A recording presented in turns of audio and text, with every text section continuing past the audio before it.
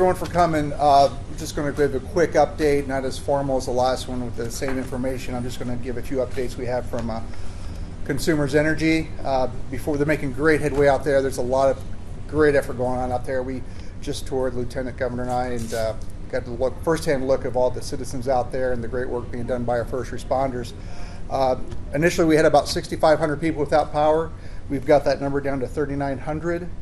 And no outlying areas are affected at this time. Before we had 87 residents, and previously we had 34% without power, and we've knocked that down to 21%, or the Consumers Energy has. So great work by them. The Governor, for some comments, and you're welcome, sir. Thank you. Thank you, and good afternoon, everyone. It was important, I think, I want to thank all of the first responders, who've come from so many communities across northern and central and every corner of Michigan to come and support this community here in Gaylord. Governor Gretchen Whitmer and I, the entire state of Michigan, are praying for every single soul that has been impacted here, every family.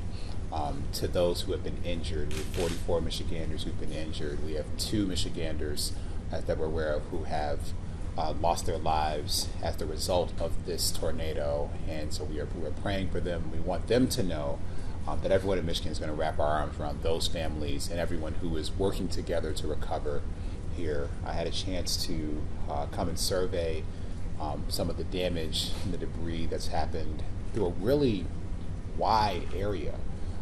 This storm went a lot of places and did a lot of damages, hit a lot of homes, the commercial corridor.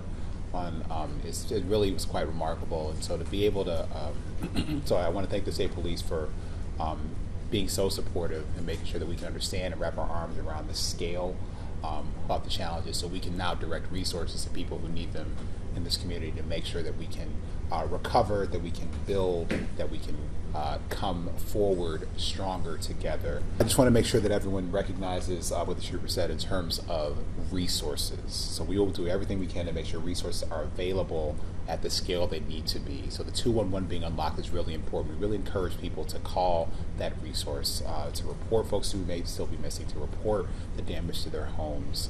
If you have an emergency, please do call 911. We're working hard to make sure the lights are back on, the internet's back running, that our phones are going to be working. Make sure to check in on the people you know, check in on all your family members, your neighbors, your classmates, again, because this is about coming together, because we're going to be able to come through this stronger by the work. So know that Governor Gretchen Whitmer and I are going to be focused. The emergency declaration means that we have unlocked every resource in state government to be able to make sure that this community will have what it needs, and we won't spare any expense.